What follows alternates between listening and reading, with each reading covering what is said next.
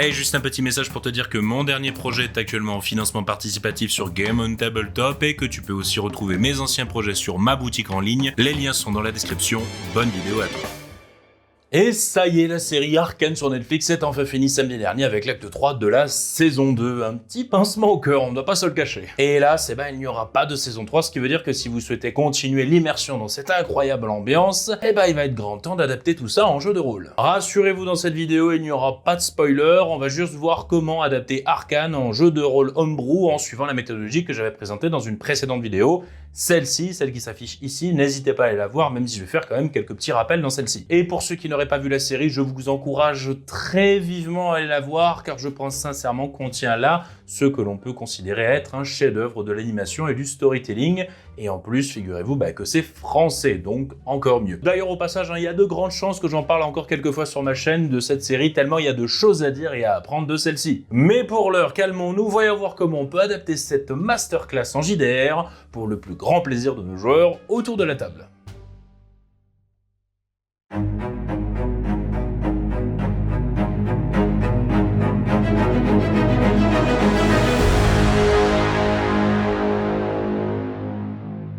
Alors on va commencer tout d'abord par déterminer ce que j'ai appelé les 3 thématiques piliers dans la vidéo présentant la méthodologie. En gros, pour résumer rapidement, ce sont les éléments incontournables de la recette façon Arcane, si l'on peut dire. Et on commence bien évidemment en premier lieu par cette fameuse dualité qui existe entre Piltover et Zone sous fond de lutte des classes. En effet, Arcane repose principalement sur le contraste qui existe entre Piltover, une cité de luxe, de progrès technologique et de privilèges, et Zone, une métropole industrielle souterraine gangrénée par la pauvreté, la maladie et le crime. Et c'est justement de ce conflit social et économique qu'émergent la plupart des nombreuses intrigues de la série. En somme, cette première thématique est un contraste vivace qui n'est pas forcément manichéen, mais qui sert principalement à apporter de la profondeur narrative avec efficience, puisqu'elle reste facile à comprendre rapidement, tout en apportant grandement à l'histoire. Puis vient ensuite la thématique du progrès et de l'innovation, avec à Piltover la technologie Hextech et à Zone la chimie instable. 2 technologies parallèles qui cristallisent des ambitions personnelles et des enjeux plus globaux, sans oublier bien sûr tous les dangers et impacts inhérents à cette soif d'évolution qui anime les 2 cités. Et enfin, une thématique un petit peu spéciale puisqu'elle fait plus référence à Arcane en tant qu'œuvre de fiction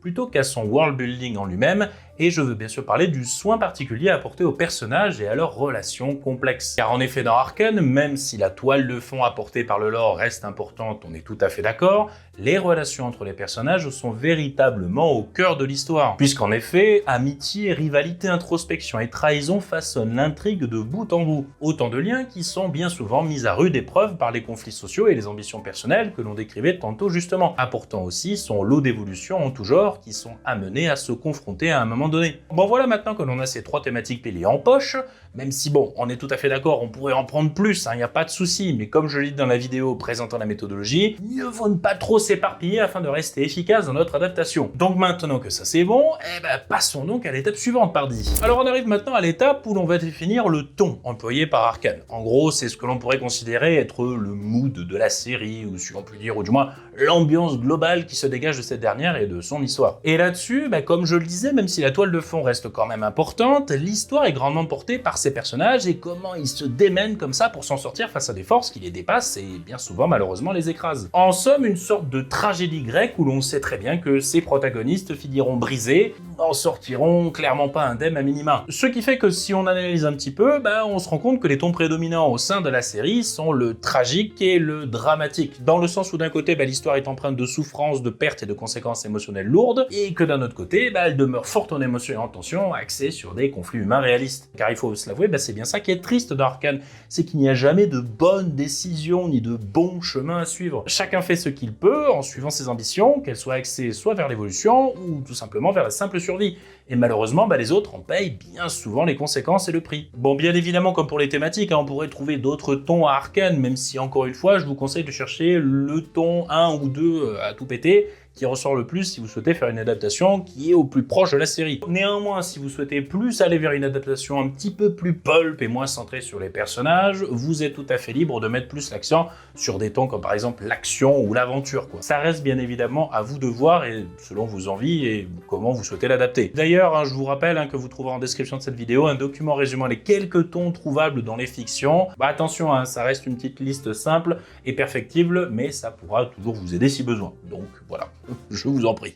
Bon, alors comme on a pu le voir, les personnages ainsi que leur évolution sont vraiment au cœur de l'intrigue d'Arcane. Il va donc falloir trouver un système de jeu qui va nous permettre de plus nous concentrer sur ces éléments en allégeant forcément un petit peu le côté, les règles, tout ça et les lancers de dés. Mais avant d'aborder ce sujet, laissez-moi vous dire que si vous souhaitez créer un personnage avec de la profondeur, mais que vous avez quand même du mal à trouver l'étincelle d'inspiration comme ça pour y arriver, sachez que mon dernier deck, actuellement en financement participatif, RPG Karamaker, est là pour vous aider. Comme ses prédécesseurs, ce deck est divisé en diverses catégories qui vont vous permettre en un tirage de poser à plat des éléments de concept, ce qui vous aidera par la suite à créer le squelette d'un chara-design unique en son genre, sur lequel vous n'aurez plus qu'à broder une histoire à l'aide de votre imagination. Car oui, je vous rassure, vous en êtes tout à fait capable de le faire. Le deck ne va pas tout faire à votre place, il est juste là comme ça pour vous aider à conjurer le syndrome de la page blanche en vous fournissant comme ça l'étincelle de créativité qui malheureusement peut-être venait à vous manquer. Enfin bref, tout ça pour dire, le financement se termine le 15 décembre à minuit, je vous laisse aller voir ça, le lien dans la description. Revenons maintenant à Nanomuto. Alors comme d'habitude, c'est la deuxième vidéo de la série, mais bon,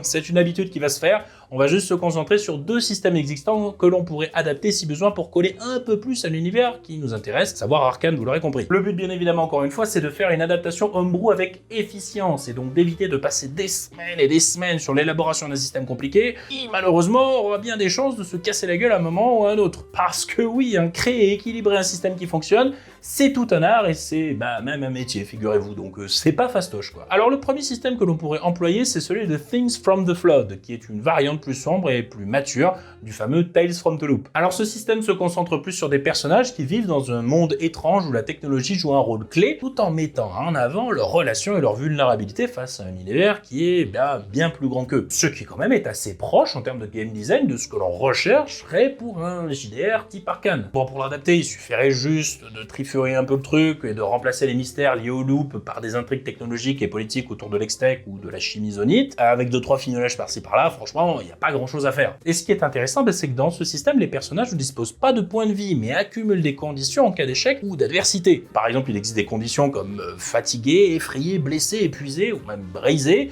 ce qui peut par la suite engendrer des séquelles psychologiques ou même physiques, ce qui du coup donne une excellente base pour accompagner l'évolution des personnages des joueurs. Comme ça, vous pourrez aisément mettre en avant, en gameplay parlant, j'entends, les dilemmes moraux et les conséquences des choix des joueurs plutôt que des combats fréquents. Bon alors si toutefois de notre côté vous souhaitez une approche un peu plus pulp ou du moins un peu plus centrée sur l'action tout en gardant quand même assez d'espace pour le développement des personnages et la narration, et dans ce cas-là on peut plus aller voir du côté du système de Forge in the Dark qui est une variation du système de Blaze in the Dark, conçu pour des récits narratifs axés sur des groupes organisés, les interactions entre factions et les conséquences des choix des joueurs. Et il faut savoir aussi que les personnages dans ce système de jeu ont des héritages, des motivations et des failles, ce qui correspond parfaitement aux dilemmes et aux tensions internes des protagonistes d'Arcane, si on y réfléchit bien. Et d'ailleurs aussi, les mécaniques de stress et de trauma permettent de représenter la pression constante et les sacrifices nécessaires pour survivre ou atteindre ses objectifs, ce qui est un thème quand même assez récurrent dans la série. Et ce qui est cool, c'est que les jets permettent aux joueurs de réussir, mais souvent avec des conséquences. Donc ça peut être les répercussions sociales ou physiques,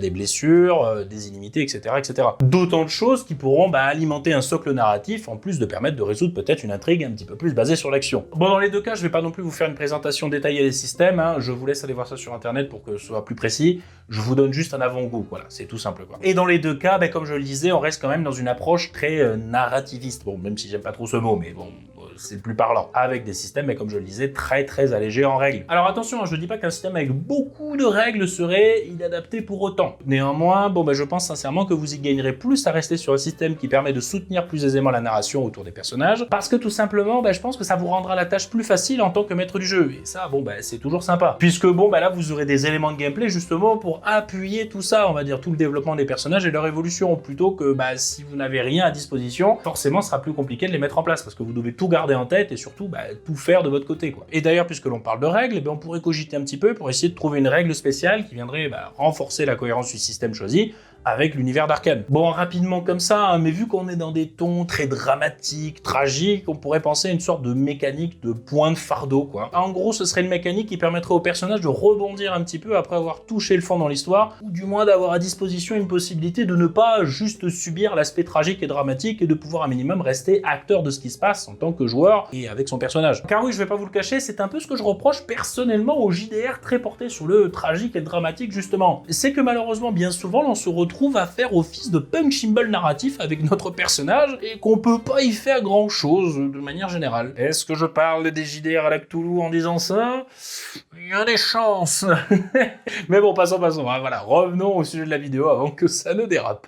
Du coup, on pourrait imaginer que les personnages accumulent des points de fardeau à chaque fois qu'ils prennent une décision qui va à l'encontre de leurs valeurs ou de leurs relations, ou bien qu'ils subissent une conséquence négative importante, du genre physique, mentale ou sociale, ou encore qu'ils acceptent un compromis moral pour atteindre leurs objectifs. En gros, faire quelque chose ou subir quelque chose qui coûte sincèrement à leur personnage. Et par la suite, ces fameux points de fardeau pourraient être dépensés pour obtenir divers effets, comme un avantage narratif ou même en gameplay. Par exemple, un coup de chance inespéré dans une situation critique, ou une idée brillante qui arrive à la volée, ou encore une capacité améliorée temporairement. Ou même pourquoi pas la possibilité d'influencer les PNJ liés justement à leur fardeau, comme convaincre un allié hésitant, dominer un adversaire émotionnellement, ou renverser une relation tendue. En bref, vous l'aurez compris, tout ça, ça permet de donner une porte de sortie, même mince, hein, dans une situation d'apparence sans issue pour les joueurs. Et pour éviter que les joueurs ne se trimballent avec un stock de points sur le dos, on pourrait dire que les points de fardeau non dépensés accumulés affectent le personnage petit à petit. À court terme, il pourrait devenir plus instable, subissant des malus dans certaines situations liées à son stress ou à ses fardeaux justement. Et à long terme, le MJ pourrait introduire des scènes de crise où le personnage doit affronter son fardeau. Par exemple, subir une trahison, ou alors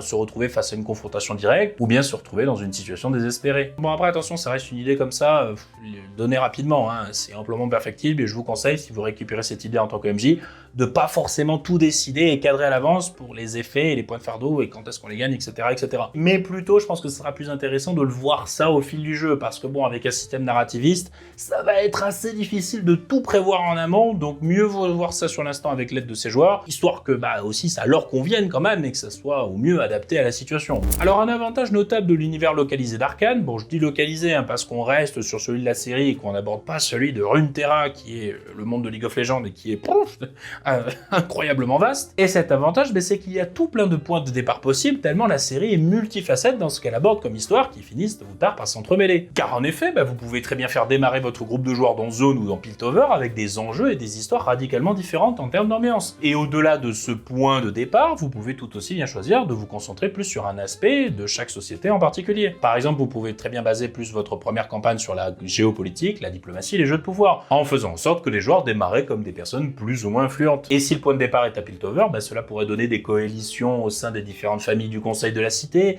et les intrigues politiques qui vont avec. Et si, à contrario, le point de départ ce sera Zone, il rentrerait alors dans les jeux de pouvoir des barons de zone avec des guerres de gangs et des luttes de territoire. Et d'un autre côté, vous pouvez très bien partir dans une idée de campagne type série enquête policière, quoi. Avec pour un démarrage à Piltover, une enquête sur une série de meurtres qui pourrait conduire les joueurs à s'aventurer dans les bas-fonds de la cité. Et d'un autre côté, si elle se passe à Zone, vous pouvez partir dans l'idée de disparition mystérieuse liée à un scientifique fou. Et si votre kiff c'est l'action, vous pouvez faire en sorte que vos joueurs jouent une troupe de soldats d'élite de Piltover envoyés traquer des criminels notables et autres barons de gang à Zone, ou bien leur faire jouer un groupe de mercenaires zoniens en contact avec divers fixeurs qui leur fournissent des sombres besoins à accomplir dans la ville basse, un peu comme dans Cyberpunk. D'ailleurs, maintenant que j'y pense, une idée d'approche que je trouverais vraiment très sympathique dans une adaptation d'Arcane en JDR, ça serait de faire incarner aux joueurs plusieurs groupes de personnages, si possible un groupe à Zone et un groupe à Piltover. Et ensuite, comme ça, d'alterner les histoires au cours des parties en prenant soin que les deux groupes de personnages interagissent entre eux de manière indirecte dans un premier temps. Peut-être pas très clair dit comme ça, mais je vais prendre un exemple pour illustrer mon propos. On pourrait s'imaginer qu'un groupe de joueurs va à la fois jouer une famille influente de Piltover qui va siéger au conseil et amener des décisions drastiques à l'encontre de Zone suite à un malheureux attentat qui est survenu à Piltover et dont les coupables semblent venir de Zone. Et que de l'autre côté, les joueurs puissent aussi créer des personnages à Zone qui sont en lien justement avec les personnes qui ont perpétré l'attaque et qui vont subir la réplique de Piltover. Ce qui pourra du coup engendrer des vendettas qu'il faudra ensuite leur faire jouer depuis le point de vue du groupe de Piltover, etc.,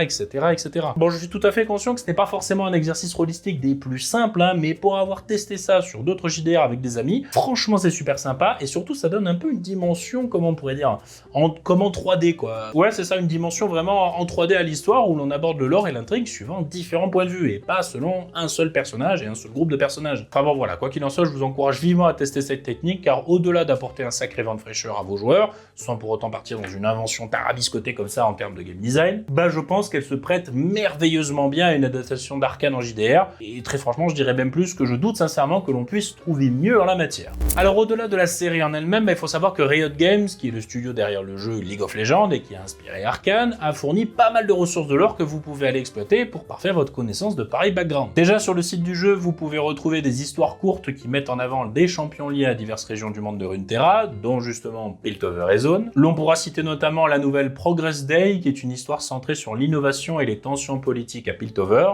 ou encore Zone Industrial Heart, qui est une exploration de la vie dans les bas-fonds et les luttes des habitants. Sans oublier des comics, ainsi que tout plein de ressources trouvables toujours sur le site, comme des images, des explications, des anecdotes, des histoires de personnages, etc. etc. Très franchement, je trouve que Riot Games a fait un très bon boulot sur ce point-là, et c'est super bien présenté et super bien classé. Et également, le gros avantage d'Arcane en termes de world building, c'est que vous êtes déjà cantonné à une sorte de huis clos qui est centré sur Piltover et Zone. Ce qui fait que, bien heureusement, vous n'aurez pas besoin de vous disperser et d'avaler des tonnes de lore sur l'ensemble du monde de Runeterra pour élaborer une première campagne qui fonctionne réellement. Et enfin, pour finir, au niveau des musiques, il y a bien évidemment l'exceptionnelle bande sonore de la série, mais vous pouvez aussi aller voir du côté du groupe Dorothy ou Nine Inch Nails pour le côté rock, voir certaines musiques du jeu Cyberpunk 2077 ou encore le groupe The Glitch Mob pour une touche un peu plus électronique sans pour autant qu'elle ne soit anachronique. Et à dire vrai aussi, ce qui est assez cool avec la série Arcane, c'est qu'il y a pas mal de genres musicaux qui sont exploités, donc c'est assez facile de trouver son bonheur pour un JDR dans cet univers. N'hésitez d'ailleurs pas à nous faire part de vos propositions